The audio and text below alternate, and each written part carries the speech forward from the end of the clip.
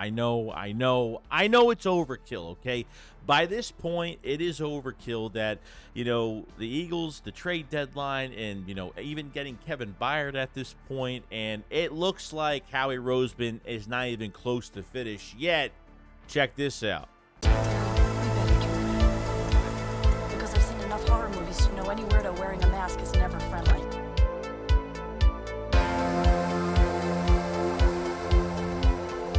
Yo, what is going on, guys? I hope everyone's having a fantastic day today. So I want to go over some news for the Philadelphia Eagles. We're going to talk about a few things here that are very interesting. We're going to speculate a little bit. We're just kind of gonna, go through this on a whirlwind here.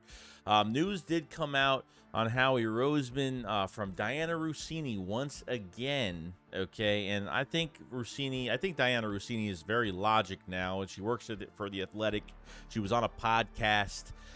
So the Eagles aren't done in the trade market despite trading for Titans safety Kevin Byard. So, quote unquote, I've talked to tons of NFL teams around the league, and it's like, yeah, Howie's calling, of course. Howie is calling, and Howie is not done, by the way.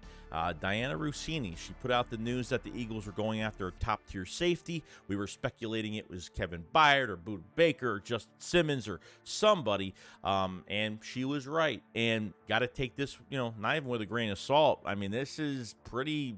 I could believe this 100% that there could be one more move coming, but what could it be? So speculation for me is, what do the Eagles really need? And I look at it, I think the Patrick Queen stuff is over with at linebacker. We have Nakobe Dean back, Zach Cunningham, Nicholas Morrow. Everybody's really healthy at that linebacker spot. So I don't think the Eagles are going to make a move at linebacker. I just don't see it happening now. Maybe if it was a few weeks ago, and obviously when Nakobe Dean was out for a while, and I obviously get it. Okay, Nicholas Morrow played at a high level for a game or two. I mean, I think the linebacker core has been playing pretty good as of recent, and they're healthy, and there's really nothing to worry about right now. But staying healthy is the main thing of every NFL roster, and that's, want to keep that list as short as possible. And for the Philadelphia Eagles, it's looked pretty damn good. Going forward, I mean, I don't want to sound stupid, but I feel like a running back could be a big move the Eagles could make here, because at the end of the day, okay, between the 20s, I have no issue with Kenneth Gainwell. Okay, maybe a specific third down plays. I feel like when DeAndre Swift, I don't think we really have a good 1-2 punch. I wish that Boston Scott had more opportunities. I don't know what happened. It's like they play him and then they stray away from him for weeks, and they still haven't played him at this point. Derrick Henry, could the Eagles triple dip into this team?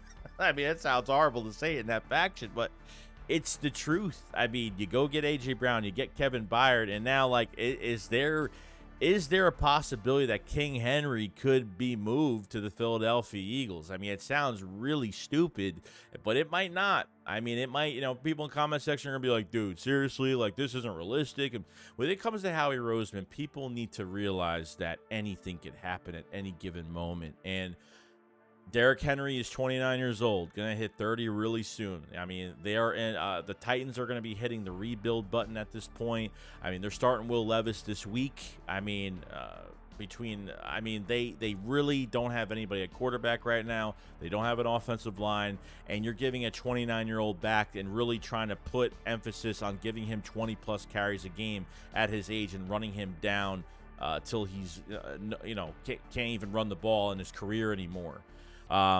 They have to trade Derrick Henry to at least try to get some value from him before he starts to deteriorate, and I think in a rotation with the Eagles, or at least a red zone 1-2 punch or something like that, yeah, it would be a fantastic move. I'd be like really shocked. I'd be surprised. I don't even know if I'd be that surprised, but I'd be very excited, because then I feel like the Eagles would be very unstoppable. Imagine getting Derrick Henry to the second level with this offensive line and what he could do after physicality, getting those extra yards and stiff-arming his way to the end zone pretty easily. I feel like, what are they doing with Rashad Penny right now? I'm so pissed off that they still haven't used him. It's like, there was already rumors from Diana Russini that the Eagles are going to keep Rashad Penny and save him for a postseason run, or like, you're not even giving him snaps in game. Like, he's not getting any in-game snaps. So like, his body's not getting used to football. Like, he's sitting on the sideline. So all I'm waiting for is them to put Rashad Penny in a crucial moment later in the season,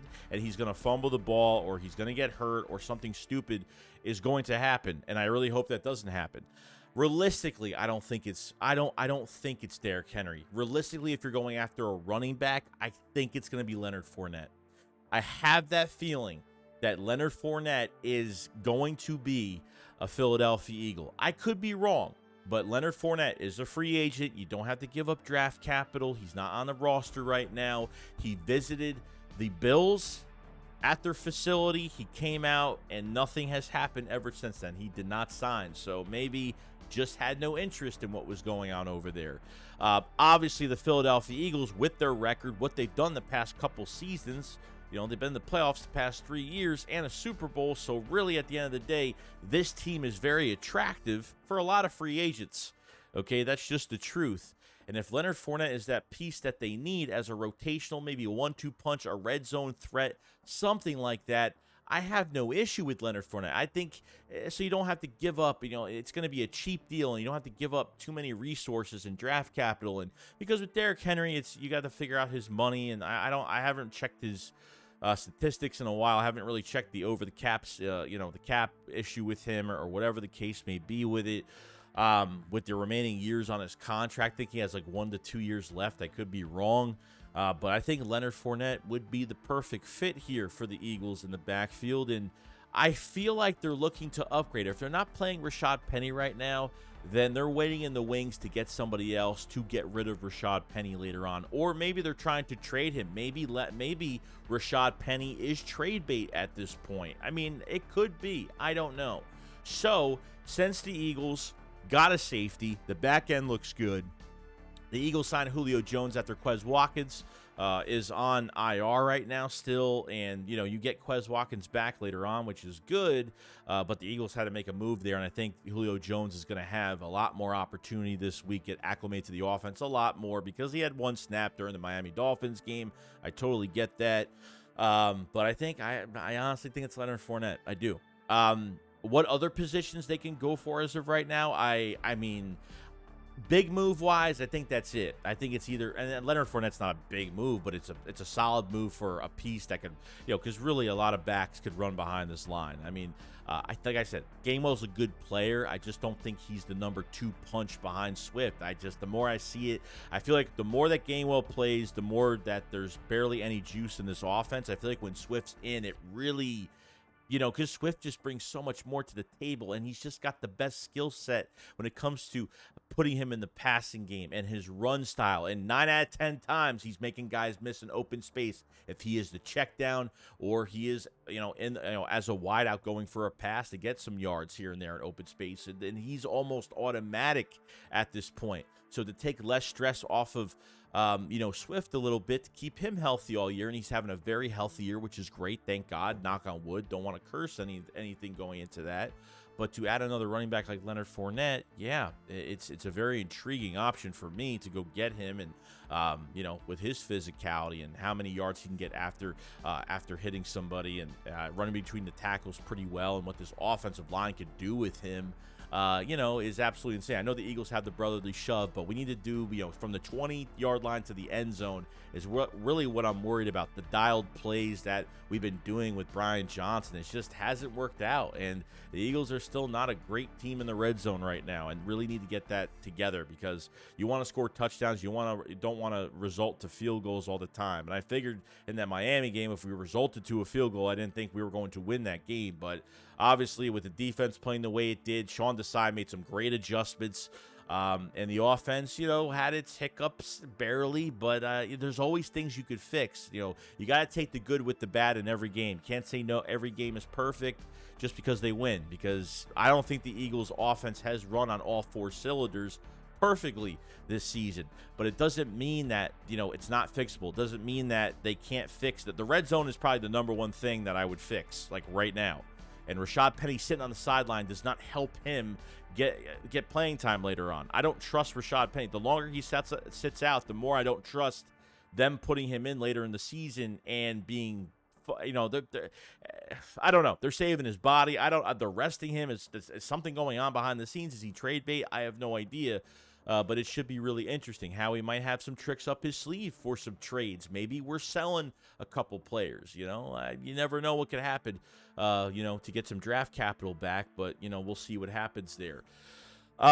Backup right tackle could be something they can go after as a depth piece. If it's not a big move, it could be a depth piece at right tackle, because really with Lane Johnson, behind that, besides tylersteen, probably not cross-training to that spot, Jack Driscoll is your last man of defense at right tackle, and I'm not a big fan of it at all. I think all of us can agree that Jack Driscoll is not the guy.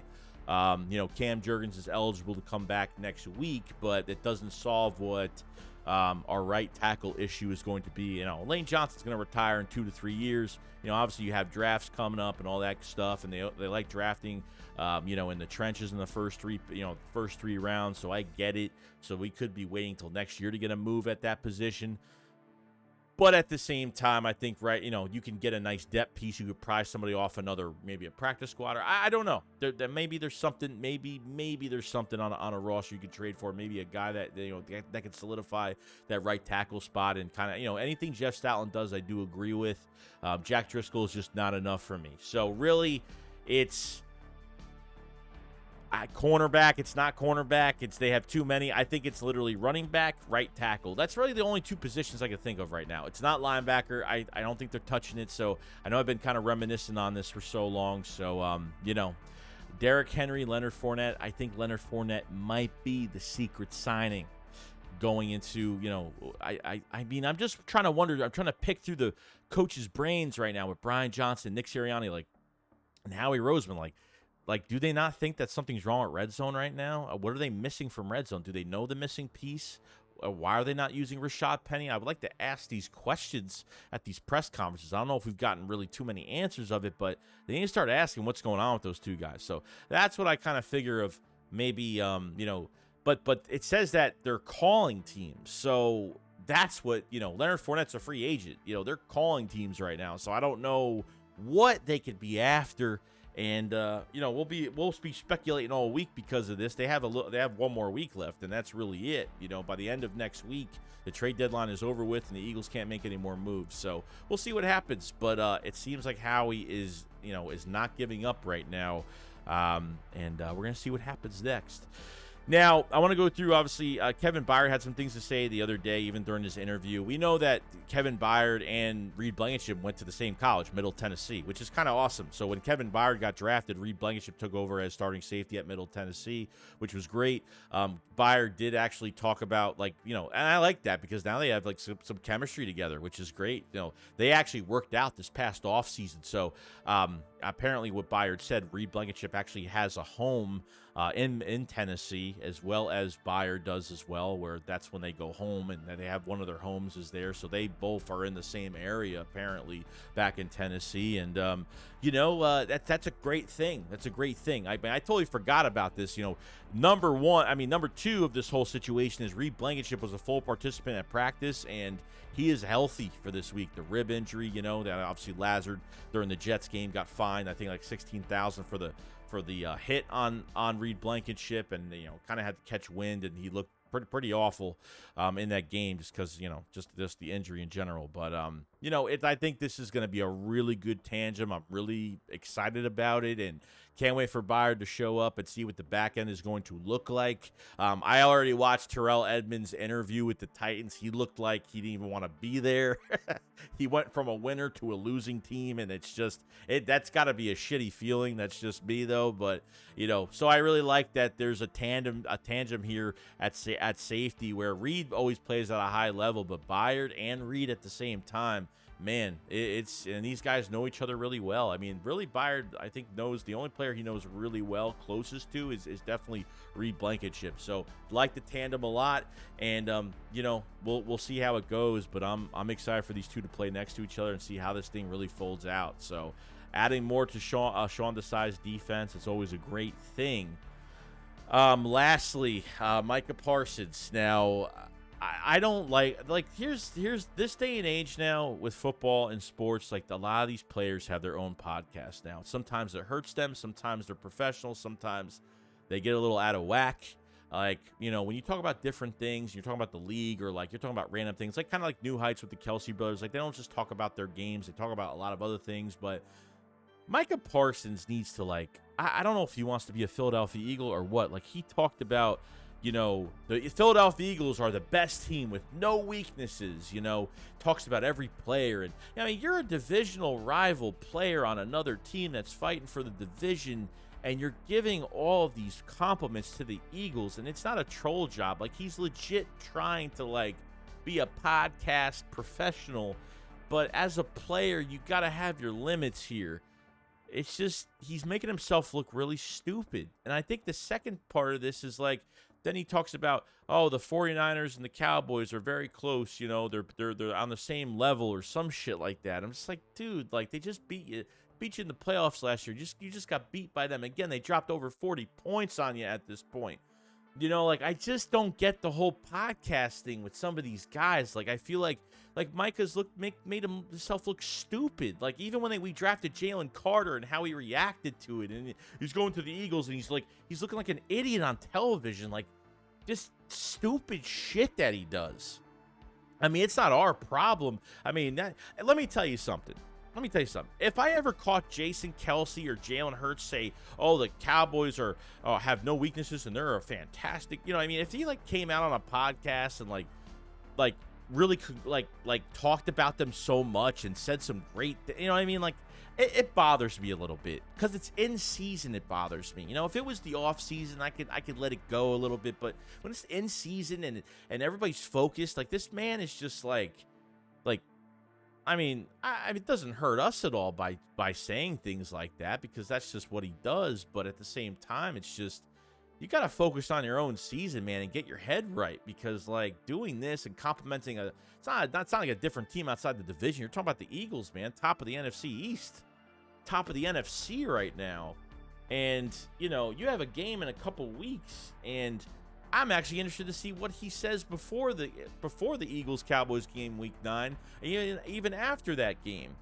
You know, I just feel like he's making himself look really dumb every single week. I don't know. I think he does his podcast like once a week, and I don't know. Like, I don't know. I feel like you put more of a target on your back. I feel like if you say the wrong thing on one of these podcasts, you can give a team bulletin board material. But it's not like he said anything bad about the Eagles. He said great things. You know, he talked about the offensive line. He talked about every player in the secondary. Like, he was naming all the players specifically. He was like, Lane Johnson and this one. I know he has the utmost respect for Lane Johnson. I know that's like his favorite player. I know it's his favorite player to talk about because he respects Lane. Obviously, Micah Parsons, I don't think he's even had a sack on Lane at all when it comes to that competition, comes to that matchup. But I don't know. I think it's childish. It's like you're selling your team out. It's like you're like, you give it up on your team and you're like complimenting another team. Like, if I saw one of our own players do that in season, where like we're really trying to, it would bother me. I don't know. I mean, like, it's just an opinion. If you don't agree with it, I get it, but like, I don't like it. I think it's stupid. And the Cowboy fans are like, I know they're kind of like, dude, Michael, what are you doing? I mean, a lot of them are like that. Even on Twitter, a lot of them, or X, I should say. A lot of them are doing that. So that's all I got to say. I don't got to say much more than that about that whole situation. So, yeah, a lot to talk about here, obviously. You know, let me know in the comment section below what you guys think about just in general. What move do you think Howie Roseman is making? I said Leonard Fournette just because he's a free agent, but he's calling teams. So what the hell else could he be going after right now? And I'm really trying to figure it out, because I think we pretty much, the only position I can think of is running back at this point. Running back, and I mean, unless it's a depth piece for a certain position that's not going to start, maybe for a future or something. But if you're calling teams, if you're calling a bunch of teams, it's got to be for a starter. I'm thinking, right? I just don't know where. Like, what possibly could he be going after right now? So, and I trust Diana Rossini. She did great on the news with the top tier safety that they're looking for, and they got him not long after. So other than that, guys, you guys have a great day, and I'll see you guys on the next one. Shakes, what up? Follow side. Peace out, guys. Peace.